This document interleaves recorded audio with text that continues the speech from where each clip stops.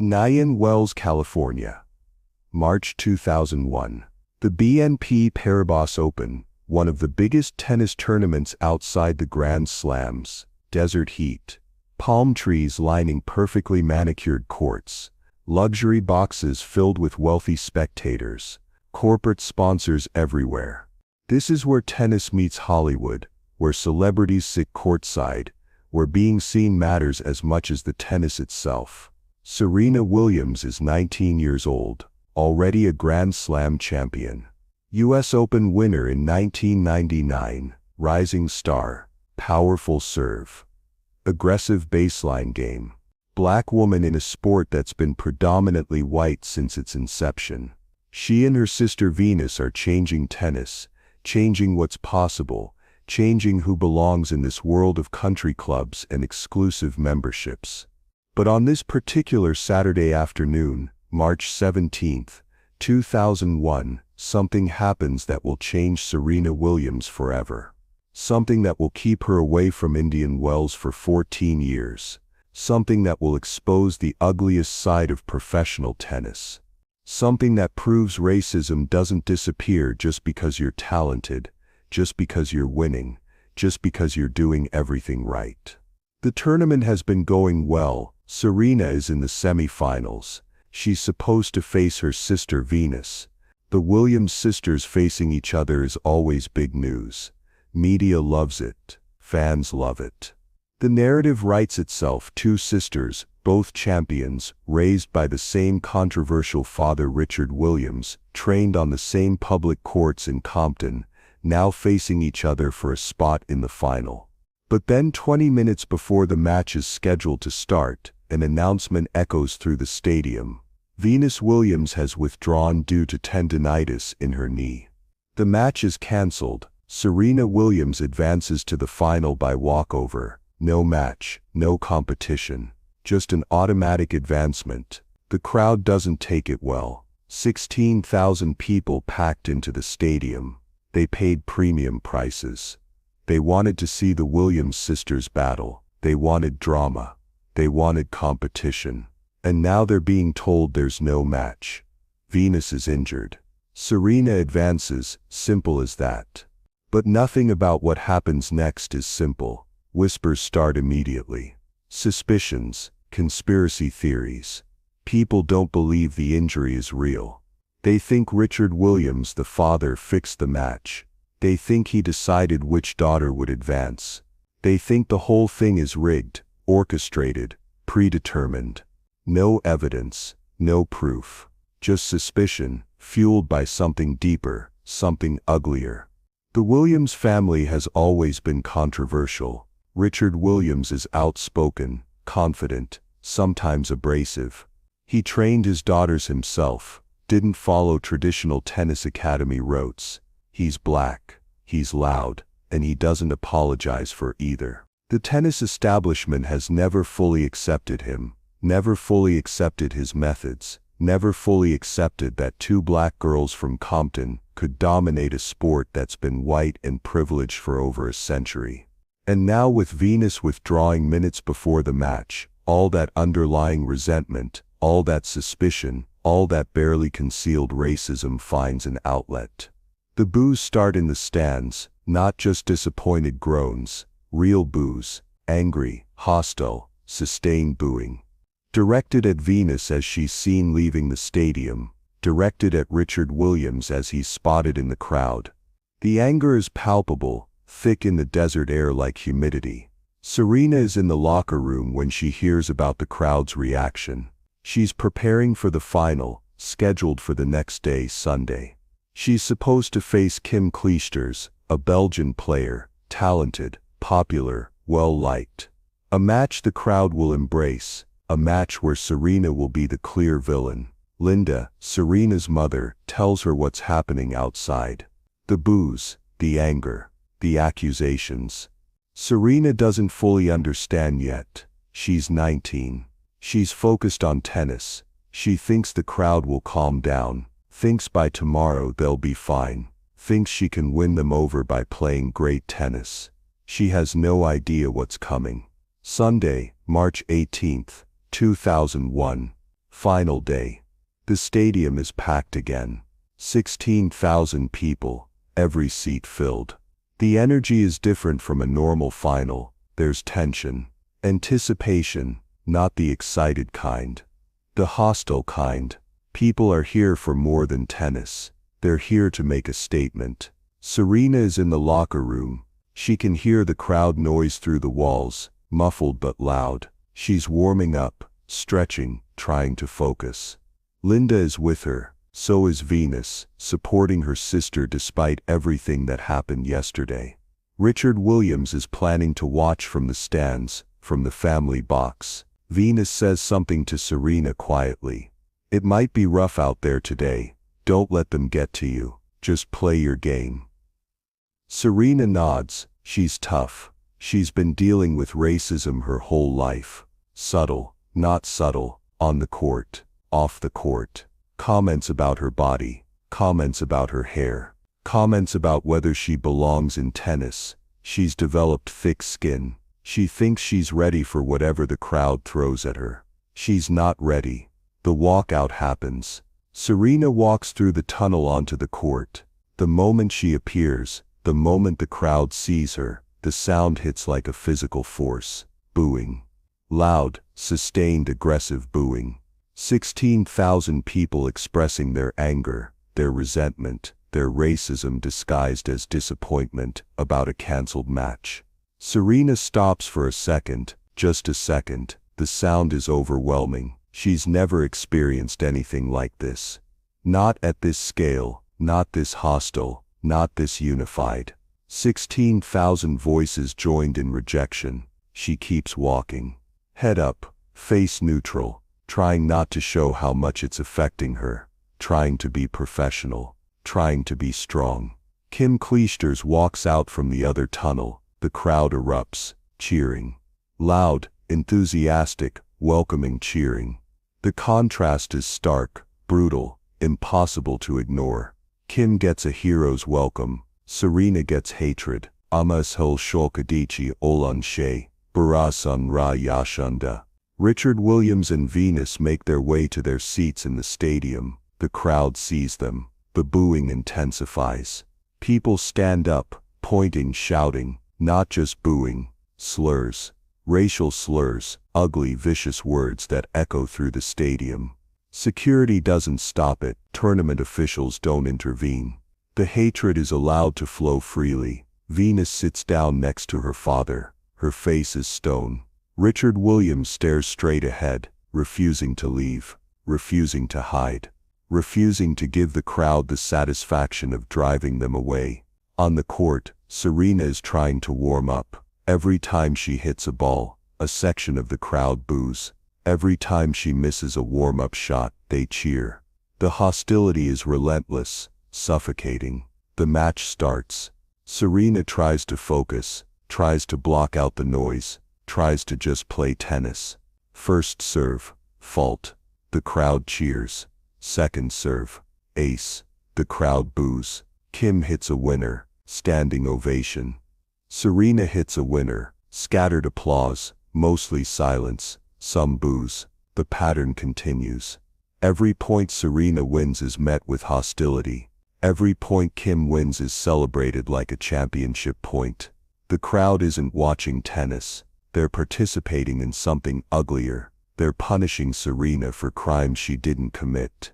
For being black. For being successful. For being unapologetic about both. Serena is 19 years old. She's tough, but she's still 19.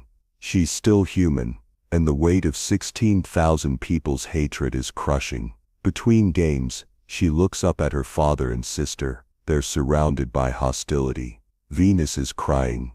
Not dramatic sobbing, just tears streaming down her face while she tries to maintain composure. Richard Williams has his arm around her. His jaw is clenched. He's not leaving. Serena sees her sister crying, sees her father surrounded by people who hate him, and something breaks inside her. Not her resolve, not her determination, but her innocence, her belief that tennis is just about tennis, her belief that excellence is enough. Her belief that if you work hard and play well you'll be respected.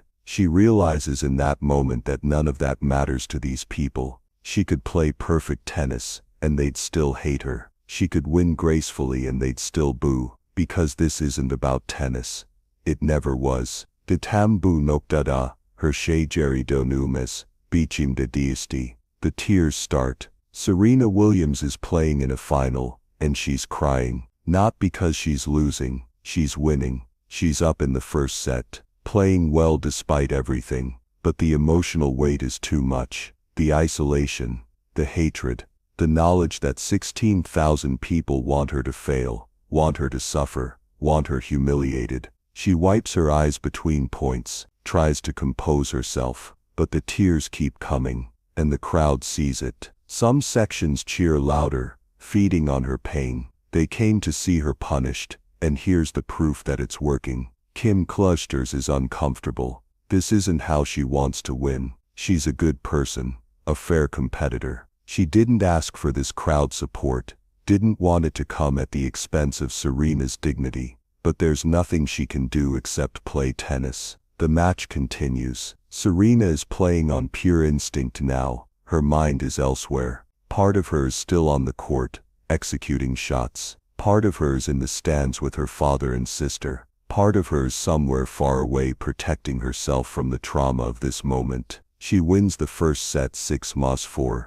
The crowd is angry. They wanted Kim to win. They wanted Serena to lose. The booing intensifies during the changeover. Second set. Serena is exhausted, not physically, emotionally. The constant hostility is draining her. Every point takes more energy than it should, not because of the tennis, because of the psychological warfare. But something shifts inside her. The tears stop. The vulnerability hardens into something else. Anger, determination, defiance. They want her to lose. They want her to break. She'll show them what it means to face Serena Williams when she's angry. She starts playing more aggressively. Bigger serves, more powerful ground strokes, taking risks. The tennis becomes her weapon, her way of fighting back. They can boo all they want. She'll beat their favorite anyway. The crowd senses the shift. They get louder, more desperate.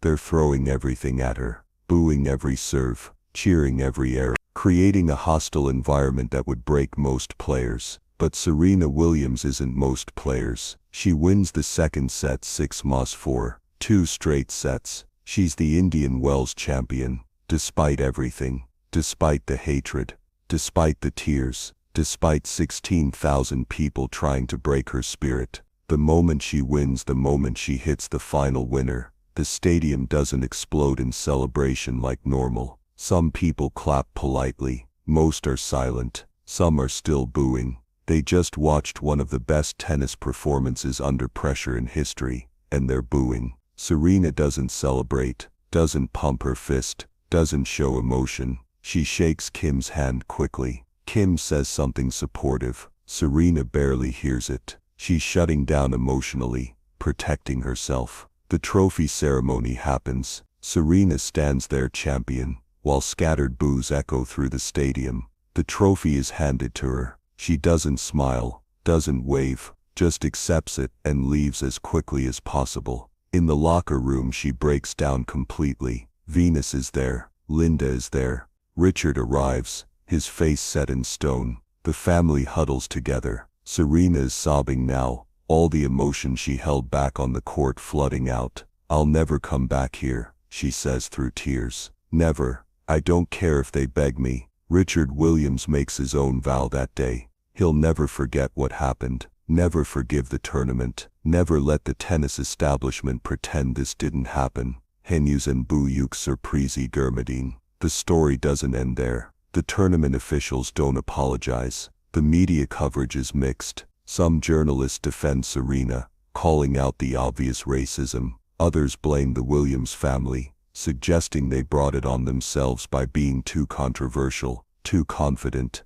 too unwilling to play by tennis's unwritten rules of quiet humility. The tennis establishment closes ranks. No major changes are made, no accountability. The message is clear: if you're black and successful in tennis, you'll face this kind of treatment, and nobody will protect you. Serena Williams keeps her promise. She doesn't return to Indian Wells, not in 2002, not in 2003. Year after year, she skips the tournament. It cost her ranking points. It cost her prize money. It cost her opportunities. She doesn't care. Some things matter more than tennis. The tournament keeps sending invitations every year. Serena declines every year. No explanation needed. Everyone knows why. Other players speak carefully about the incident. Some support Serena privately, but won't say anything publicly. Tennis is a small world. People don't want to make waves, don't want to be labeled as troublemakers. The code of silence protects the establishment, not the victims. Venus Williams also boycotts Indian Wells, solidarity with her sister. The two of them united in refusing to accept what happened, refusing to pretend it was okay, refusing to move on without acknowledgement. Years pass, 2005, 2008, 2010. Serena becomes more dominant, more Grand Slams, more records, more proof that what happened at Indian Wells had nothing to do with her tennis ability and everything to do with racism. But she still doesn't return. The wound is too deep, the memory too painful, and the tournament still hasn't really apologized, hasn't taken responsibility, hasn't changed the culture that allowed that day to happen. 13 years after the incident, Serena is now 33 years old, multiple Grand Slam champion, one of the greatest players in history. She writes an essay for Time magazine explaining why she stayed away from Indian Wells, explaining what that day felt like, explaining the trauma that 16,000 people inflicted on a 19-year-old girl. The essay is powerful, raw, honest. She describes hearing racial slurs, feeling isolated, seeing her sister cry, understanding for the first time that excellence wouldn't protect her from racism. She writes about the psychological cost of that day, how it changed her relationship with tennis, with crowds, with trust. But here's what shocks everyone. She announces she's returning to Indian Wells in 2015. Der Berdekika, Budetaya Kachurma. Why would she return? After 14 years of boycotting, after all the pain, after making such a strong stand, Serena explains in the essay, she's not returning because Indian Wells deserves her. She's returning because she deserves peace, because holding on to the anger is costing her more than it's costing them, because she wants to reclaim that space, rewrite that memory, prove to herself that they can't keep her away forever. It's not forgiveness, it's liberation, taking back power that was stolen from her in 2001, March 2015. Serena Williams returns to Indian Wells. The tournament makes a big deal about it. Special video tributes, acknowledgments of what happened, carefully worded statements that approach apology without fully accepting responsibility. The crowd that greets her in 2015 is different, supportive, cheering. Some people are there specifically to apologize, to make amends, to show that not everyone agreed with what happened in 2001. But Serena knows these aren't the same people who booed her 14 years ago. These are different people, a different generation. Easier to cheer for a legend than to support a controversial 19-year-old. She plays well, makes it to the semifinals, loses to Simona Halep. But winning wasn't the point. Returning was the point. Facing the ghosts, proving to herself that she survived. In the press conference after her loss, a reporter asks how it feels to be back. Serena pauses, thinks, says something profound. It feels like closure, not forgetting, not saying what happened was okay, but closing a chapter that stayed open too long. Şimdi Gördükler in Hiçbir. The real impact of Indian Wells 2001 isn't just about Serena, it's about what it revealed about tennis, about sports, about how society treats black excellence. Serena Williams went on to become the greatest female tennis player in history. 23 Grand Slam singles titles, multiple Olympic gold medals, hundreds of weeks at #1, absolute dominance across 2 decades. But that day at Indian Wells is always there, in interviews, in her memoir, in conversations about racism in sports. It's the day a 19-year-old champion learned that being the best isn't enough, that some people will hate you not for what you do but for who you are. Venus Williams spoke about it years later, said she still remembers every detail. The faces in the crowd, the slurs, the feeling of powerlessness. Said it changed how she sees tennis, sees crowds, sees the sport she dedicated her life to. Richard Williams never returned to Indian Wells, not in 2015 when Serena went back, not ever. He died in 2023, still angry about what happened to his daughters that day, still refusing to let the tennis world forget. The tournament has tried to rebuild its reputation, new management, diversity initiatives, efforts to be more inclusive, but for people who were there in 2001, who participated in or witnessed what happened, the memory remains. Some of those people who booed Serena that day probably still attend Indian Wells, probably cheer for her now, probably tell people they always supported her. Convenient memory, rewritten history. But Serena remembers, Venus remembers, anyone who cares about truth remembers. There's a cost to taking a stand. Serena's 14-year boycott cost her potentially millions in prize money, cost her ranking points, cost her opportunities to win another premier mandatory tournament, cost her statistically. But what would it have cost her to return earlier, to pretend everything was fine, to accept the treatment she received, to signal to other young black athletes that you just have to take the racism, smile and keep playing? That cost would have been higher, not in money, in dignity, in self-respect, in the message it would send to every young black girl watching, wondering if tennis is a sport where they truly belong. Serena chose dignity over convenience, chose standing up over fitting in, chose herself over what the tennis establishment wanted from her. And in doing so she taught a lesson more important than any trophy. Your presence in a space where you're not wanted is not a gift you owe anyone. You don't have to return to places that harmed you just because time has passed. You don't have to forgive just because it would make others comfortable. When you do return, it should be on your terms for your reasons when you're ready. Serena Williams returned to Indian Wells in 2015 because she decided she was ready, not because the tournament deserved it, not because the tennis world asked nicely, because she was ready to face it, process it, and move forward. That's power. Real power, not the kind that comes from a serve or a forehand, the kind that comes from knowing your worth and refusing to let anyone diminish it. Years later, a journalist asked Serena if she ever thinks about what would have happened if she hadn't boycotted Indian Wells, if she'd just returned the next year and moved on. Serena thought for a moment, then said, "I'd have more tournament wins, maybe higher career earnings, but I'd have less self-respect. And that's not a trade I'm willing to make." The room went quiet, because everyone understood. She'd answered a question bigger than tennis. She'd answered a question about life, about values, about what matters when everything else is stripped away. Who in your life is asking you to return to spaces that harmed you? Who's telling you to forgive before you're ready? Who's suggesting that your pain is less important than their comfort? Because Indian Wells 2001 teaches us that you don't owe anyone your presence, your performance, your forgiveness. You don't have to smile while people boo you.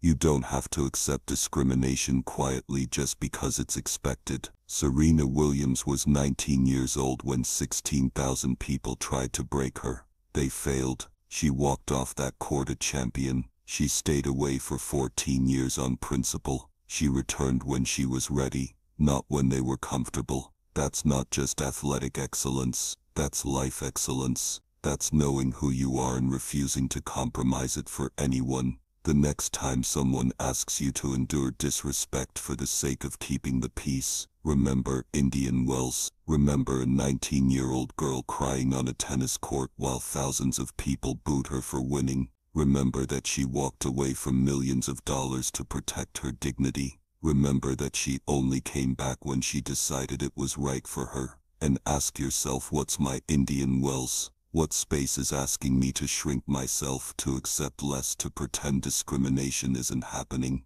And do I have the courage to walk away until I can return on my own terms? Because that's what Serena Williams taught us that day in 2001, and in all the days she stayed away, and finally in the day she returned in 2015. Your dignity is not negotiable. Your worth is not up for debate, and you don't have to perform for people who don't respect you. 16,000 people booed a champion that day, but they couldn't make her less of a champion. They couldn't take away her power. They could only reveal their own ugliness. Serena Williams won Indian Wells in 2001 despite everything, and she won again by staying away, and she won a third time by returning on her terms. 3 victories, 1 tournament, 14 years, 1 lesson: never let anyone make you smaller than you are. That's Serena Williams. That's Indian Wells. That's what happens when excellence meets racism and refuses to bend.